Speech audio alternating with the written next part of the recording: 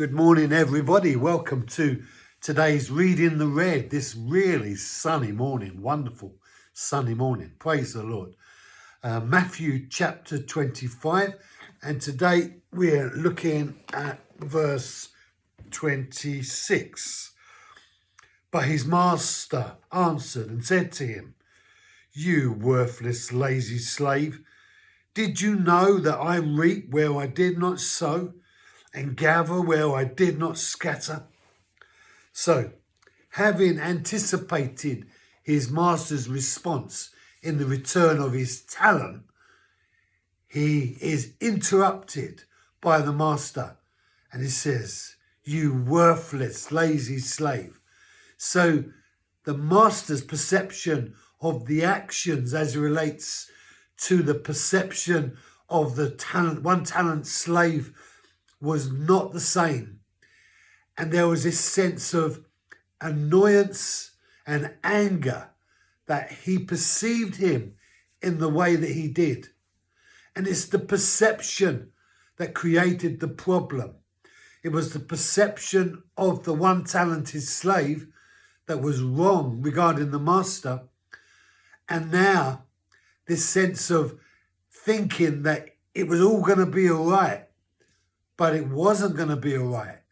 It was not good enough that this slave had buried his talent and hadn't used it for the benefit of himself, the world, and the master's progress. And so this sense of being called lazy and worthless, and this inappropriate label that's laid upon those who won't use their talents for the good of humanity, is an eternal curse that they would be perceived in this way. And the reality of this address is really, really distasteful. Did you know, he says, meaning you thought you knew. Did you know? You didn't know. What, you thought that I reap where I never sowed, and that I harvest inappropriately? Is that what you thought of me? Did you have such a low image of me, a perception of me? Did you see me in such evil eyes?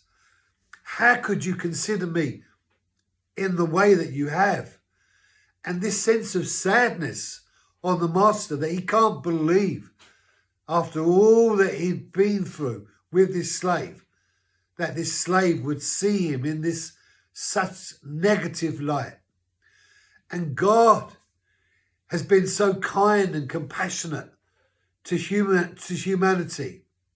He has bent over backwards to enable us to come close to him. And yet still we don't come. Still we refuse to listen. Why is it that we're so ready to receive a lie, but just so unwilling to receive the truth? And this is true for Christians as well. Even those who are saved, they won't believe his promises. They won't believe his declarations. They won't really see the way Jesus has revealed God. Brothers and sisters, perhaps it's time to rethink what your perceptions of God are really all about. Thank you for joining me. Be blessed. Have a great afternoon, and I'll see you tomorrow.